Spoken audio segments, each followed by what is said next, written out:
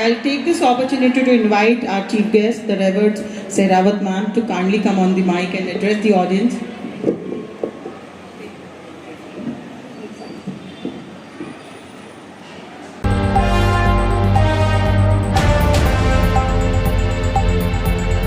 गुरु Harkishan public school आज वैसाखी का यहाँ पर वो ब्लेसिंग्स करती हूँ। ਜਦੋਂ इसे वो परफॉर्म कर रही सी उन्हों का जड़ा शब्द सी वो बाय हार्ट आ रहे सी।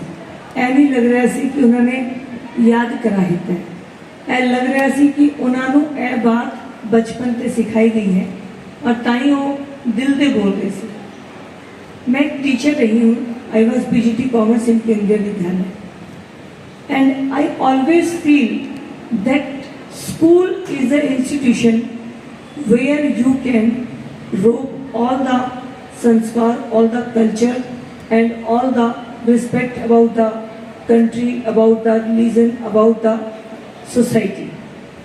तो अभी जो बच्चों ने यहाँ परफॉर्म किया पूरा बहुत अच्छे से उन्होंने एक्सप्लेन किया है। मेरा सभी पेरेंट्स से रिक्वेस्ट है कि आजकल हम बच्चों के साथ थोड़ा कम टाइम बिता पाते हैं। सब लोग फेसबुक व्हाट्सएप पे बहुत हो गए हैं, काम भी बहुत हो गया है, लेकिन ये वो हमारा आने वाला फ्यूचर है जिसको संभालना बहुत जरूरी है। हम अपने टाइम की याद करें तो हमें बहुत कुछ चीज़ें नहीं मिली, बहुत फैसिलिटी नहीं मिली जो इन्हें मिल रही हैं। प्लेटफॉर्म मिल रहा है, पेरेंट्स का सपोर्ट मिल रहा है। हमारे टाइम पे हमें पेरेंट्स का सपोर्ट होते हुए भी, क्योंकि सब लोग उतना फाइनेंशियली वेल ऑफ नहीं थे, हमारे पेरेंट्स हमें गाइड भी नहीं कर पाते थे। हमने अपनी स्ट्रीम्स को खुद चूज किया है, लेकिन आज पेरेंट्स इनको गाइड कर पाते हैं। हमें बहुत कुछ अच्छा मिला और जो हमें नहीं मिला हम उन्हें इन्हें देने की कोशिश कर रहे हैं, जैसे कि फाइनेंशियल रिसोर्सेज से मिलने वाली फैसिलिटीज़। इनको स्कूल के लिए तैयार करके भेजते हैं, इनकी ट्यूशन्स हैं, इनका पूरा केयर किया जाता है। जो हम सपने अपने पूरे नहीं कर पाए वो हम सपने इनके थ्रू अपने पूरा करना चाहते हैं, होना भी चाहिए। लेकिन मेरा इसमें एक बात कहना है कि हमें जो अच्छी चीज़ें मिली वो इन्हें मिले, वो बहुत ज़रूरी है। Facility, technology along with the society culture, ये बहुत इम्पोर्टेंट है।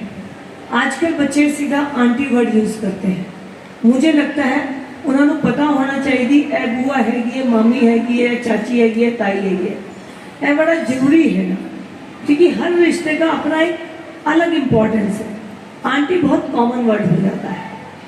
आजकल मदर्स भी फेसबुक पर हैं, उनको भी सोशल मीडिया पे टाइम देना पड़ता है, और कई बार ये लगता है घरों में ये हालात हो गए हैं कि सारी दुनिया की है खबर, बस अपने घर से हूँ बेखबर। अपनी फैमिली के बारे में औरों से पता चलता है।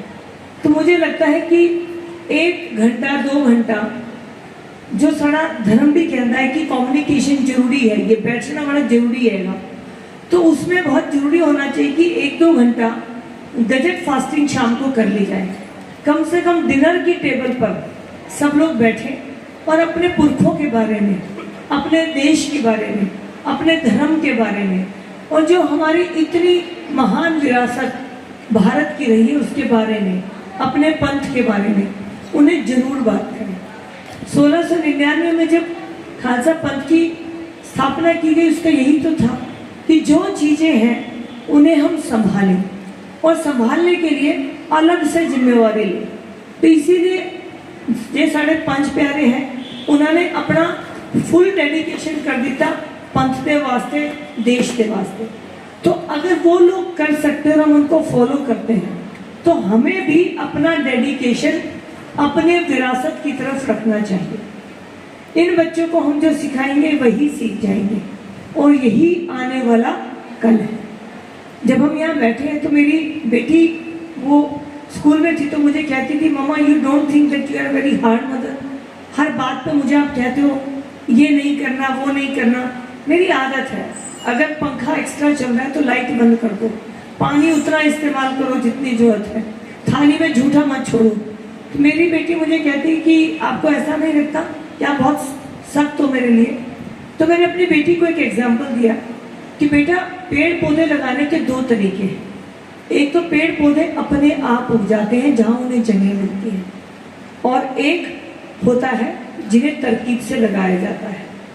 जहाँ अपने आप उग जाते हैं वो जंगल बन जाता है, और जहाँ उन्हें तरकीब से लगाया जाता है उनको पानी भी दिया जाता है, खाद भी दी जाती है, और समय समय पर उनकी कटाई छटाई भी करनी पड़ती है, क्योंकि कटाई छटाई होकर ही वो बगीचा बनते हैं, वरना वो भी जंगल बन जाए। लेकिन आदमी को अगर कभी जाना हो मन खुश करने के लिए, तो जंगल में उसको डर लगेगा और बगीचे में जाके उसका मन खुश होगा। तो मैंने उसे कहा, बेटा मैं तुझे बगीचा बनाना चाहती हूँ, जंगल नहीं बनने दे सकती, तो इसीलिए मैं तेरे साथ थोड़ी हार्ड रहती हूँ, और एक एज के बाद रिलैक्स हो जाऊंगी जब लगेगा कि आप में ये सारी फाउंडेशन बन गई। तो मेरा आपसे रिक्वेस्ट है कि हम अपनी फैमिली पे जरूर ध्यान दें। आज ਜਿਹੜਾ प्रोग्राम इतने होया है, बधाई है कि टीचरों और मैनेजमेंट ने इतना सुंदर programme, I heard they were saying everything, so I must say that it's not only the children, it's the management also. So as being a teacher, as being a PGT commerce, I always felt कि teacher और बच्चे का रिश्ता बड़ा अलग होता है। हर बच्चा टीचर के बहुत नज़दीक होता है, और खासकर वो बच्चा जो कमज़ोर होता है। सबको लगता होगा कि इंटेलिजेंट बच्चे अच्छे लगते हैं, लेकिन मेरी टीचर्स इधर खड़ी हैं, जो कमज़ोर बच्चा होता है ना, उस पर ध्यान होता है, उसकी तरफ मन में रहता है कि मैं इसको क्या करवा लूँ। मेरे पास तो 11th-12th क्लास होती थी, तो जो मेरे वीक बच्चे थे मुझे होता था कि मैं एक्स्ट्रा क्लास इनको दे दूँ स्कूल के बाद, क्योंकि मेरा थोड़ा सा टाइम इनकी लाइफ बना सकता है।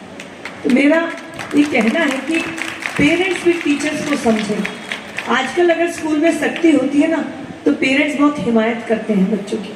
उन्हें लगता है कि why you scold my child, you are not suppose to be, but I want to say that they are not enemy of your children, they are for the betterment. कोई personal हमारा matter ही नहीं होता, हम तो ये चाहते हैं कि बच्चा बहुत अच्छा करे। आज जब मैं हूँ, मेरे पढ़े हुए बच्चे डीसीपी हैं, वो बहुत हाई पोजीशन पे हैं, वो IAS लगे हुए हैं, मुझसे ज़्यादा छोटी उम्र के नहीं, क्योंकि मैं बहुत छोटी उम्र में पीजीटी कॉमर्स हो गई थी, तो मुझसे 4-5 साल छोटे हैं, और मुझे मेयर के रूप में काम करते हैं और बाकी मिलते हैं, तो they always respect me as a good teacher. तो पेरेंट्स को ये ध्यान देना होगा कि पूरी रिस्पॉन्सिबिलिटी टीचर्स को देना, थोड़ा डांट भी लेंगे तो कोई फर्क नहीं है। और मेरी टीचर से हमेशा रिक्वेस्ट रहती है कि घर के 2 बच्चों को कितना भी करा दो, वो नहीं मानेंगे, they will say it was your duty. लेकिन यहाँ जिस बच्चे को अच्छा पढ़ा देते हैं, जिंदगी में वो कभी भी मिलेगा ना, आपको मन से कहेगा आपने मुझे वो सब्जेक्ट पढ़ाया था, और सच में ऐसा लगता है सच्चे पातशाह मिल गए उसके रूप में। तो आज आपके बीच में ये कहने के लिए कि DNA पॉलिटिक्स में मैंने मेरा इंट्रोडक्शन पॉलिटिक्स का कराया, बट इतने बाय हर्ट कह रही है मैं पॉलिटिक्स में ना वो सच्चे पातशाह की मर्जी नाल हैगी, अदरवाइज अज भी मेरा DNA पॉलिटिक्स का नहीं हैगा जी, टीचर का हैगा। मैनू अच्छा लगता है वो गल करनी जेड़ी सच हो, मैनू अच्छा लगता है वो कमिटमेंट करनी जेड़ी टाइम ते पूरी होए, मैनू अच्छा लगता है जी डिसिप्लिन मेनटेन करना। और टीचर का जो DNA है वो हैगा सिलेबस साल दे विच कंप्लीट होना चाहिए। तो मेरा भी इहो हैगा कि जेड़े मेरे 5 साल मैंने मिलते हैं, मैं उन्होंने डिवाइड कर लेनी है जी। 6 महीने ने मैं अपनी इंटरनल रिपोर्ट कार्ड खुद बनानी है, खुद देखती हाँ कि मैंने जो किया उहदे विच मैं कितने नंबर दे रही हाँ। ਜਦੋਂ ਅਸੀਂ किसी को नंबर देंगे ना जी, खुद ਨੂੰ भी मैं कहूँ कि अपने आप को नंबर दे दो, तो 10 में से 10 नहीं दे सकते आप। And if you will give, you are not fair. तो 10 में से 10 जब खुद को नंबर नहीं दे सकते, तो किसी दूसरे को क्या देंगे। But always try to be a better way.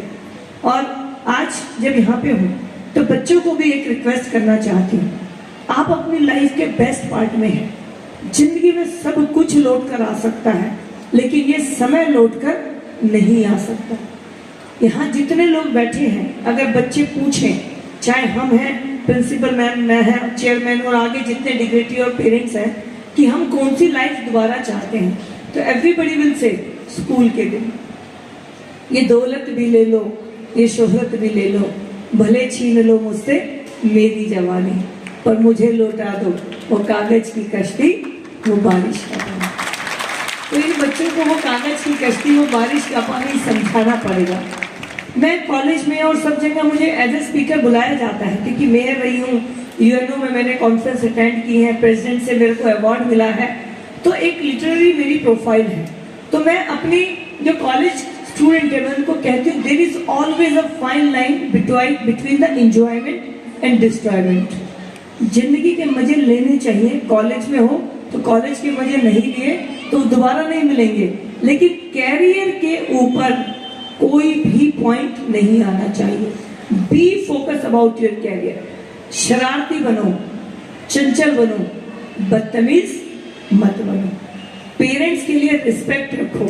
और एक बात और है, मेरे टाइम पे और आपके टाइम पे जो बैठे हैं ना, हमारे घर में एक डराने वाली चीज होती थी, और उस डराने वाली चीज का नाम क्या था? साड़ा प्यो। माँ हमेशा दसदी थी, ऐ काम कर ले तो प्यो नू दसदा नहीं। चाहे ऐसा होता था, पिकनिक जाने के लिए एक हफ्ता माँ के 4 बार बर्तन एक्स्ट्रा मांजने पड़ते थे, मुझे तो मांजने पड़ते थे। मम्मा साड़ा स्कूल पिकनिक ते जा रहा है, देखांगे। अच्छा मम्मा कदों? फिर प्यो ने पूछा नहीं। अच्छा शामी बर्तन करके प्यो ने पूछा, आज टाइम नहीं मिले, कल पूछा नहीं। अगले शाम में बर्तन रोटी भी बना देती है, चटनी भी बना देती है, तो हुणे नहीं पूछा। कितनी एक खुशी की बात है कि वो प्यो आज माओ से ज्यादा नजदीक हो गया इन बच्चों के, खासकर बेटियों के, हो गया ना। तो वो जो आउट ऑफ रीच चीज थी ना, वो विद इन रीच हो गई। और कहीं ना कहीं रोल उल्टा है, मेरे घर में तो उल्टा है। जो उनके पिता है ना, फादर साहब बच्चों के ज्यादा नजदीक है। मुझे लगता है बिगाड़ ना दे तो मुझे फादर के रोल में आना पड़ गया मुझे थोड़ा स्टिक होना पड़ता है। तो मुझे लगता है हर घर में यही कहानी है, जेड़े फादर है ना वो कहते छड़ो ना, और जेड़े अगे बैठे हैं ना, ग्रैंड फादर ग्रैंड मदर्स, इन्हों तो पूछो नहीं।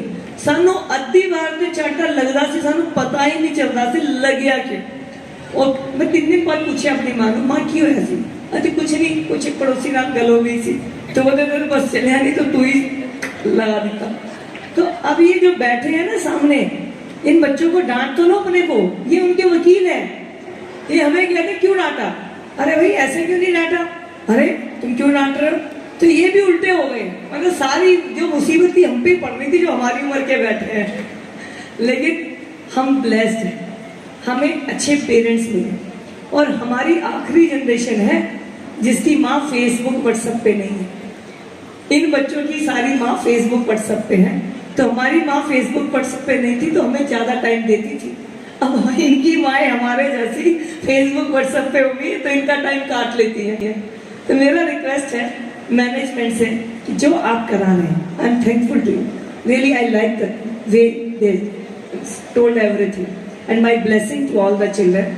और आपसे भी रिक्वेस्ट है, ये देश तभी बनेगा जब ये बच्चे अच्छे बनेंगे। इन बच्चों को अच्छे वातावरण में, अच्छी अपॉर्चुनिटीज़ के साथ, अच्छे संस्कारों के साथ आगे बढ़ाना बहुत जरूरी है।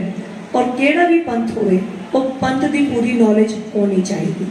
मैं इको गल कहती है कि नदी कब अपना रास्ता यूं ही छोड़ती है, नदी कदों अपना रास्ता यूं ही छोड़ती है, अपने होने का सबूत ते निशान छोड़ती है, और मर जाती है, मिट जाती है कौम जिहड़ी अपनी पहचान छोड़ती है। तो अपनी पहचान को कैरी करते हुए इस देश वास्ते असी बहुत अगे काम करना हैगा, देश को फिर से विश्व गुरु बनाना हैगा। इन बच्चों को ढेर सारी सच्चे पातशाह आशीर्वाद दें, ते आप सबनों भी मेरा सत श्री अकाल। वाहिगुरु जी का खालसा, सत श्री अकाल। मैडम आज आप बैसाखी के कार्यक्रम में आई हैं, बहुत अच्छा लगा, और ये जानकर तो और भी अच्छा लगा कि आप टीचर हैं, मैं भी एक टीचर हूँ, तो क्या कहना चाहेंगी? केंद्रीय विद्यालय में पीजीटी कॉमर्स टीचर रही हूँ, और स्कूलों के प्रोग्राम में आके मुझे बहुत अच्छा लगता है। बैसाखी का सेलिब्रेशन है, एजुकेशन के साथ कल्चरल एक्टिविटी, और वो भी रिलेटेड टू कंट्री की जो हमारी एक पहचान है वो बहुत इम्पोर्टेंट है। तो आज जो स्कूल में बच्चों का परफॉर्मेंस था बहुत बढ़िया था।